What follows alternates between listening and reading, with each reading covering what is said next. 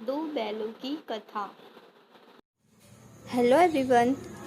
आज से मैं आप लोगों की क्लास 9th की हिंदी सब्जेक्ट के कुछ लेसन शुरू करने वाली हूँ, क्योंकि अभी पूरे इंडिया में एनसीईआरटी को लागू कर दिया गया है।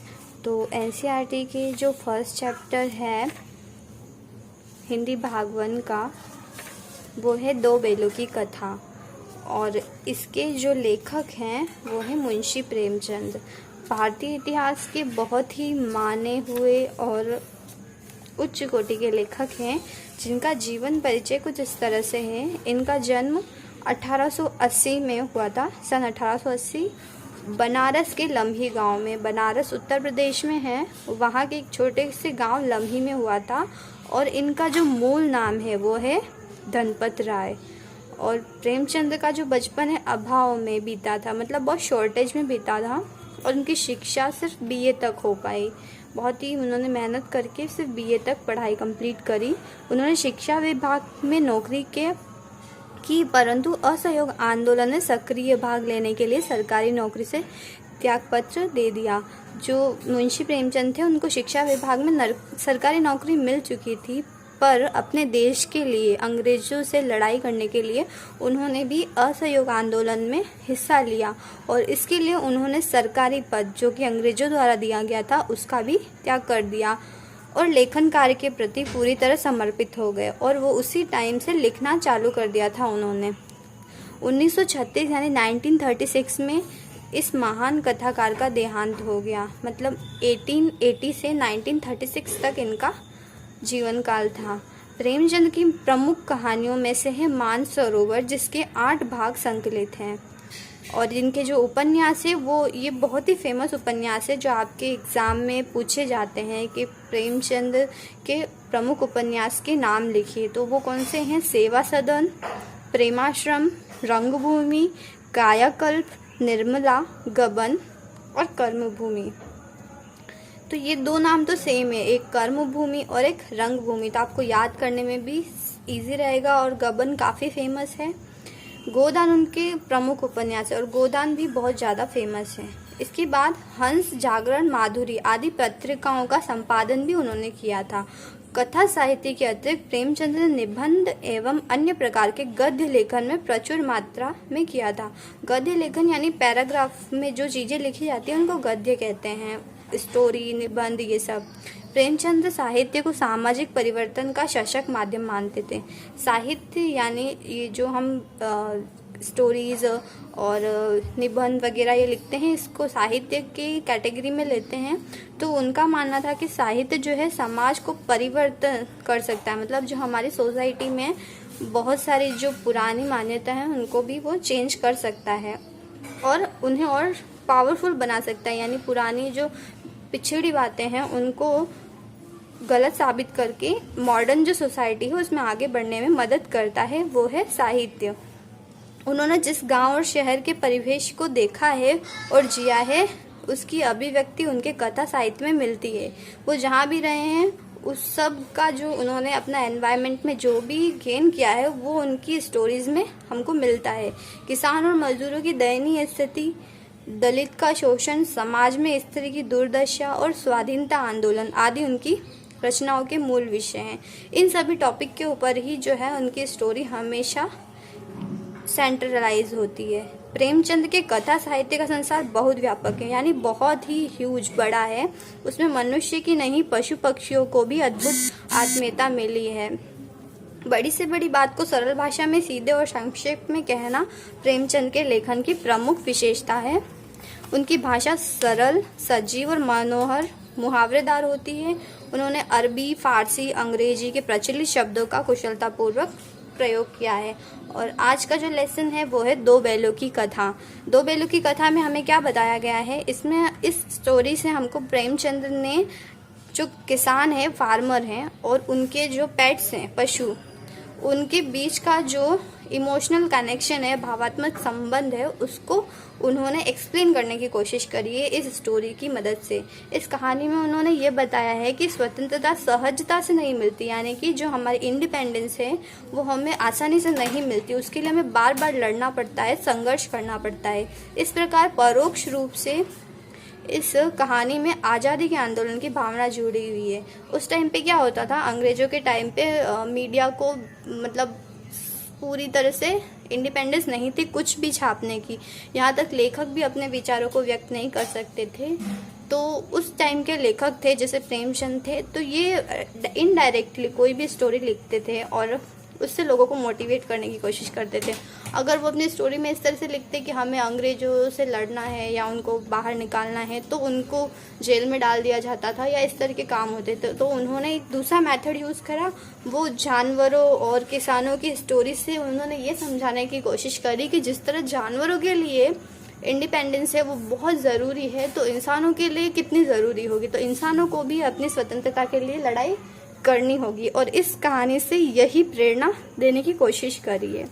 इस स्टोरी काफ़ी बड़ी है, आप लोग खुद पढ़ने की कोशिश करना। नहीं समझ में आया तो नीचे कमेंट बॉक्स में कमेंट करना, तो हम इसे पढ़ने की कोशिश करेंगे। मैं आपको शॉर्ट में बताऊंगी। यहाँ पर जो है सबसे पहले ही इंट्रो में उन्होंने बताया है कि जो गधा होता है वो बहुत ही बुद्धिहीन समझा जाता है, यानी जो उसको क्या है, जब भी हमें किसी को बेवकूफ़ बोलना होता है तो हम बेवकूफ़ नहीं बोल करके क्या बोलते हैं, ये तो गधा इंसान है। तो वही बताया गया कि गधे को सबसे बुद्धिहीन समझा गया है, पर सच में गधा बेवकूफ़ नहीं होता है। ऐसा आपको लगता है गधा बेवकूफ़ होता है?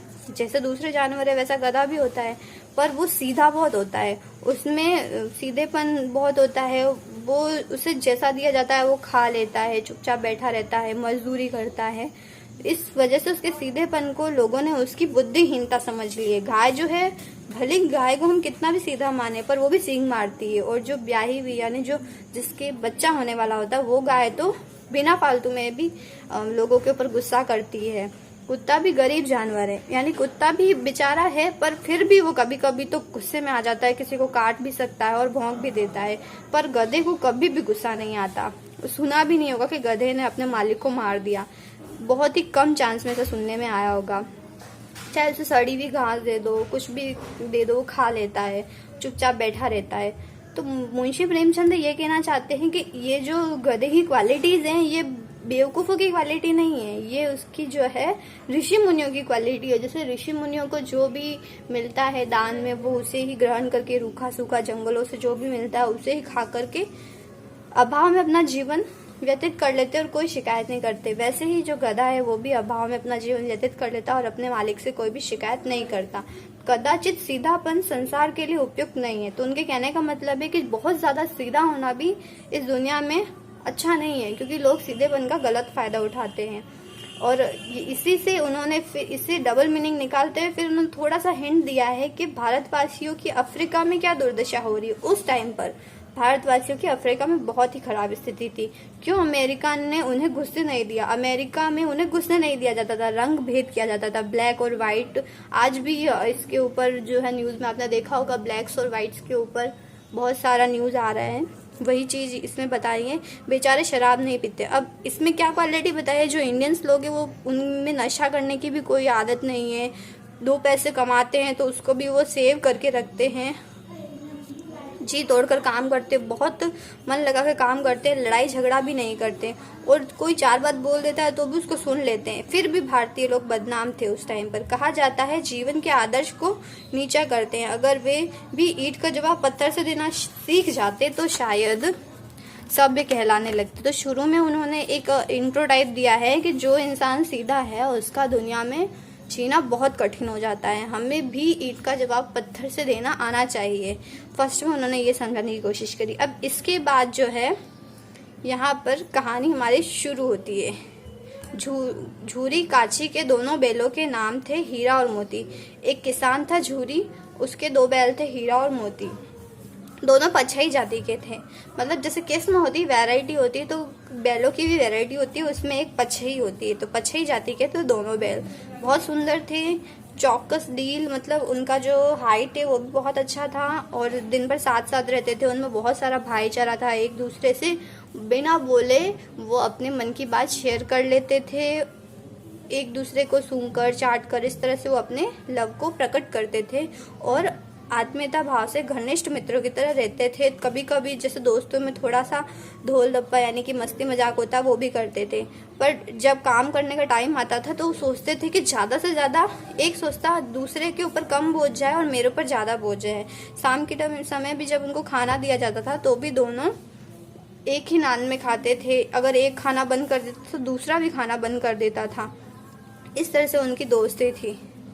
और झूरी जो है उसने एक दिन क्या करा, दोनों बैलों को अपनी वाइफ के घर यानी अपने ससुराल भेज दिया। बैलों को क्या मालूम था कि वो मतलब बेचे जा रहे हैं या उन्हें क्या किया जा रहा है, उनको कुछ समझ में ही नहीं आ रहा था। अच्छा या बुरा क्या है उनको कुछ समझ में ही नहीं आ रहा था। उसने जो झूरी का साला था उसका नाम गया था, गया के साथ वो उसके गांव चले गए, पर गया को बहुत मुश्किल से उनको ले जाना पड़ा खींचते खांचते हुए।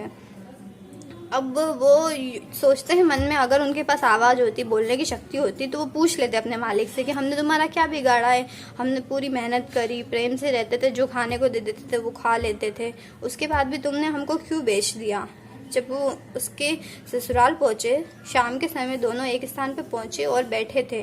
दिन भर के भूखे थे, लेकिन जब नान में लगाए गए तो उन्होंने मुंह डाला तो दिल भर गया। उसने अपना जो हम उन्हें पिछले वाले मालिक के यहाँ मिलता था वैसा उन्हें खाना नहीं मिला और वो उन्हें बिल्कुल बेगाना सा लग रहा था। उन्हें लग ही नहीं रहा था कि हम अपने घर में हैं।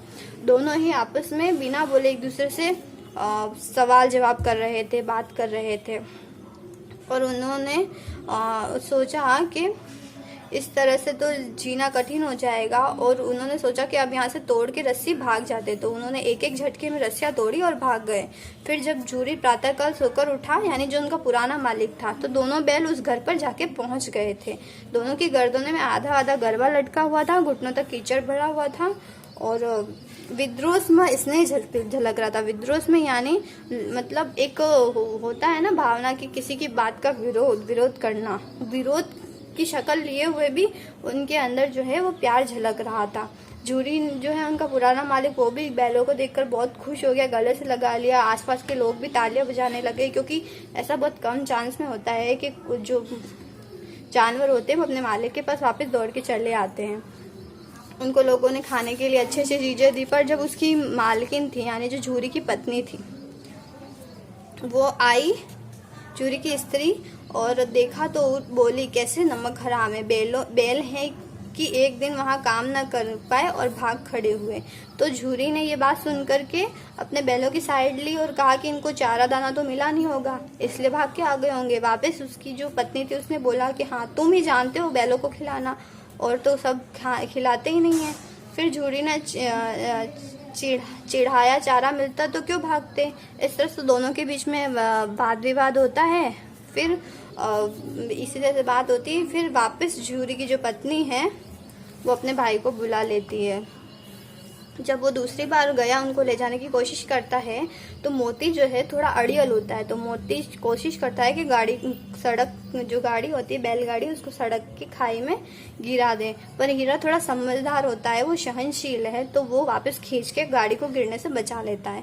शाम के समय वापस जब पहुंचते हैं तो उनको मोटी मोटी रस्सियों में बांध दिया जाता है, क्योंकि वो भाग गए थे तो इस बार उनके साथ और भी बुरा बर्ताव किया जाता है। सारे जानवरों को अच्छा अच्छा खाने को मिलता है और उनको बिल्कुल भी खाने को अच्छा नहीं दिया जाता, सिर्फ उनको भूसा दे दिया जाता है। तो फिर दूसरे दिन गया ने बैलों के हल में जोता। इन दोनों पर जैसे पाँव न उठने की कसम खा लेती। अब जब इनको खाना अच्छे से नहीं मिला, इनके साथ बुरा बर्ताव हुआ, तो इन्होंने भी सोचा हम काम नहीं करेंगे। तो गया को गुस्सा आ गया तो उन्होंने उनको लकड़ी से बहुत डंडे से मारा। फिर मोती जो है वो वैसे ही गुस्से था, गुस्से के काबू से बाहर हो गया और हल लेकर भागने लग गया। हल, रस्सी, जुआ जो सब टूटकर बाहर हो गया और गले में बड़ी बड़ी रस्सियाँ न होती तो वो पकड़ में भी नहीं आता। अब हीरा ने उससे कहा कि भाई भागना बेकार है, मत भाग। फिर वापस मोती कहता है कि तुम्हारे तो जान ही ले लेता अगर मैं नहीं भागता तो।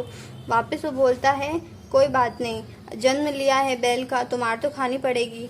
फिर गया दो आदमियों के साथ दौड़ा हुआ आता है, दोनों के हाथ में लाठियां हैं। मोती बोलता है कहो तो दिखा दूं, मतलब वो कहता है कि तुम अगर बोलो तो मैं इनको भी मार मार के सही कर देता हूँ, और वो लाठी लेकर आया है देखो। तो हीरा ने वापस समझाया है कि रहने दो यार, अपन क्यों मारे, अपन की मतलब धर्म में ऐसा नहीं है कि अपन इनको मारे। तो फिर वापस मोती होता है वो ऐंठ कर बोलता है कि पकड़ ले चला साल, अब मतलब ये लेके चला जाएगा। कुशल हुई कि उसने उस वक्त पीटा नहीं, पर उस टाइम उन्होंने पीटा नहीं, वो अच्छी बात थी, नहीं तो मोती और गुस्से में आ जाता। दोनों के सामने फिर वही सूखा भूसा रख दिया। दोनों चुपचाप खड़े थे। घर के लोग भोजन करने लगे। उस वक्त वहां पर एक छोटी लड़की थी जो काफी दयालु थी।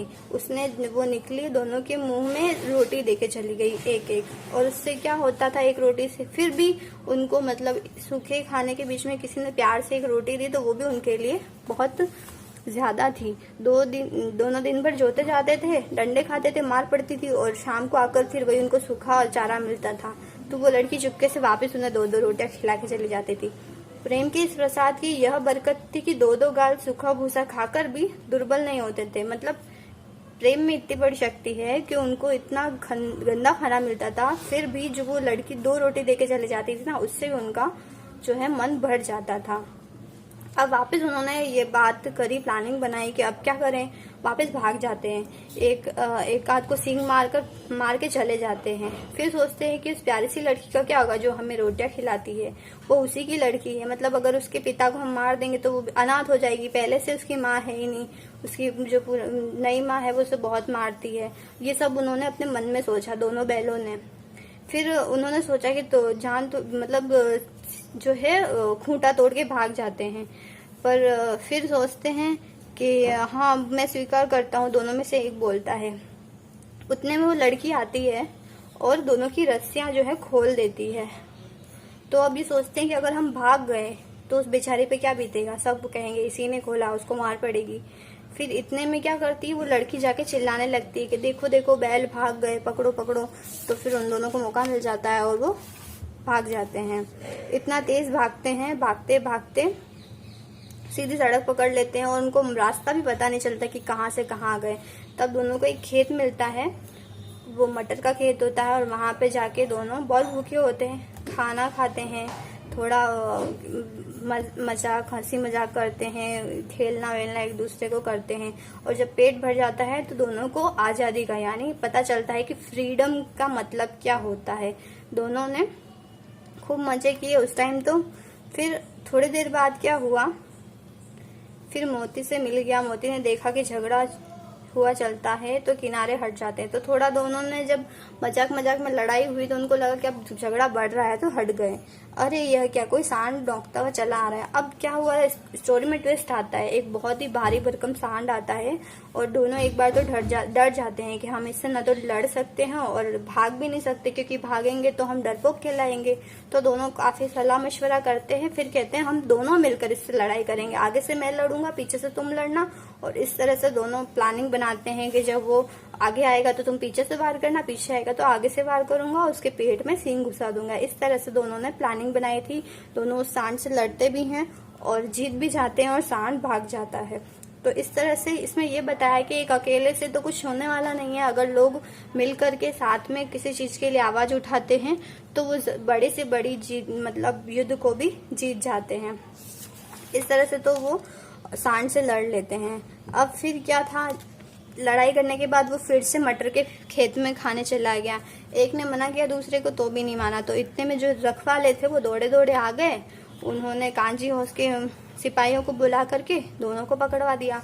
अब दोनों मित्रों पे पहली बार ऐसा हुआ था कि कांजी हाउस में उनको बंद कर दिया गया और पूरा दिन बीत गया, उनको कुछ भी खाने को नहीं मिला। कांजी हाउस में ऐसा ही होता है, जानवरों को कुछ भी खाने को नहीं दिया जा सकता। जो कि लावारिस जानवर होते हैं उनको पकड़ पकड़ के रख लेते हैं। वहां पर भी उन्होंने बहुत ही परेशानी सही और जानवर भी वहां पे फंसे हुए थे। तो उन्होंने वापस सलाह मशवरा किया कि चलो दीवार तोड़ के चले जाते हैं। तो मोती ने थोड़ी दीवार तोड़ी। फिर जो है जब वो हाजिरी लेने आते हैं तो उन्होंने देख लिया तो मोती को बड़ी सी बड़ी रस्सियों में बांध दिया, मारा भी। और फिर मोती ने बड़े बड़े कहा आखिर मार खाई क्या मिला, अपने बूते भर जोर मार दिया, ऐसा जोर मारने किस काम का कि बंधन में पड़ गए। अब फिर इस तरह से बात करी तो दूसरे वाले ने कहा कि चलो मैं भी ट्राई करता हूँ तोड़ने का। तो वो भी दीवार तोड़ता है, दीवार तोड़ देता है, दीवार टूट जाती है, सब जानवर भाग जाते हैं, सिर्फ गधे जो हैं वो नहीं जाते हैं। तो मोती ने रस्सी अपने मित्र की रस्सी खोलने की भी बहुत कोशिश करी, वो रस्सी नहीं खोल पाता है। दूसरा वाला कहता है कि तुम तो भाग जाओ, मैं तो फंस गया हूँ। तो बोलता है नहीं, ऐसी भी कौन सी दोस्ती कि मैं तुम्हें अकेला छोड़ के भाग जाऊं। तो जो है गधों को सींग मार मार के भगा देता है और फिर दोनों वहीं दोस्त रह जाते हैं। फिर कांजी हाउस के जो सिपाही हैं वो वापस आते हैं तो उनको दिखता है कि सारे तो जानवर भाग गए, सिर्फ ये दोनों बचे। तो उनको पता चल जाता है कि शरारत इन दोनों की है।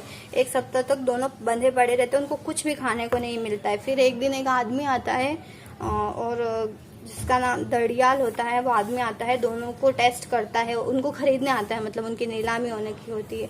तो जो कांजी हाउस के लोग हैं उन दोनों को बेच देते हैं। वो दड़ियाल उनको लेके जा रहा होता है, धीरे धीरे चल रहे होते हैं। फिर उसके हाथ में लकड़ी होती है, अगर वो धीरे चलते हैं तो उनको मारता है, तो वो तेजी से चलने लगते हैं। आगे का रास्ता ऐसा आता है कि उनको समझ में आने लग जाता है कि ये तो वही रास्ता है जो हमारे घर का था। तो वहीं से वो भागना चालू कर देते हैं और जूरी के घर जाके पहुंच जाते हैं। और वो जिस आदमी ने उनको खरीदा होता है नीलामी से, वो भी उनके साथ साथ चला जाता है। तो जूरी जब अपने वेलो को देखता है तो वो उससे मतलब उनके ऊपर प्यार आ जाता है और उनको गले से लगा लेता है। फिर जो है दड़ियाल जो है वो चिल्लाकर बोलता है कि ये तो मेरे बैल है। जूरी बोलता है मेरे बैल है। तो वो बोलता है तुम्हारे बैल कैसे है? वो बोलता है मैं मवेशी खाने से नीलाम हुए थे, वहां से लाया हूँ। तो फिर जूरी बोलता है ये तो मेरे बैल है, अगर मैं नहीं बेचूंगा तो इसको कौन खरीद सकता है। तो इस तरह से लड़ाई होती है। फिर जो बैल है वही उस घड़ियाल को बहुत पीछा करता है और उसको डरा कर भगा देता है। और इस तरह से वो अपने पुराने मालिक से वापस मिल जाता है और मिल जाते हैं दोनों के दोनों बैल। अब जो है जूरी जो है वो भी उन्हें खूब प्यार करता है और उनकी मालकिन जो आती है वो भी उनको अपने गले से लगा लेती है। और इस तरह से कहानी का जो है अंत हो जाता है। तो इस कहानी से यही है कि इंसान के जीवन में कभी कभी ऐसा टाइम भी आता है कि उनसे उनकी जो फ्रीडम है, अपनी आज़ादी है, वो छिन जाती है। पर उस टाइम को हमें जो पराधीनता है उसको स्वीकार करने के बजाय हमेशा अपने आप को फ्री कराने के लिए लड़ने की ज़रूरत होती है। बहुत सारा संघर्ष करना पड़ता है, बहुत सारी लड़ाई करनी पड़ती है, उसके बाद हम जो है फ्री हो पाते हैं। तो इसमें वही दिखाया गया है कि एक जानवर अगर अपनी आज़ादी के लिए इतनी कोशिश कर सकता है, लड़ाई कर सकता है, तो हम इंसान क्यों नहीं कर सकते। हम इंसानों को भी अंग्रेजों की गुलामी में नहीं रहना चाहिए, हमें उनका विरोध करना चाहिए। और अगर हम सब हीरा और मोती की तरह मिल करके उनका विरोध करेंगे, उनसे लड़ाई करेंगे, तो हमको उनसे आज़ादी जरूर मिलेगी। तो इस कहानी का मैसेज यही था। अगर आपको ये स्टोरी अच्छी लगी है तो आपको कमेंट करना है। और इसी तरह की और अगर आपको स्टोरीज चाहिए शॉर्ट में एक्सप्लेनेशन पूरा, तो भी आपको कमेंट करना और चैनल को सब्सक्राइब कर लेना है।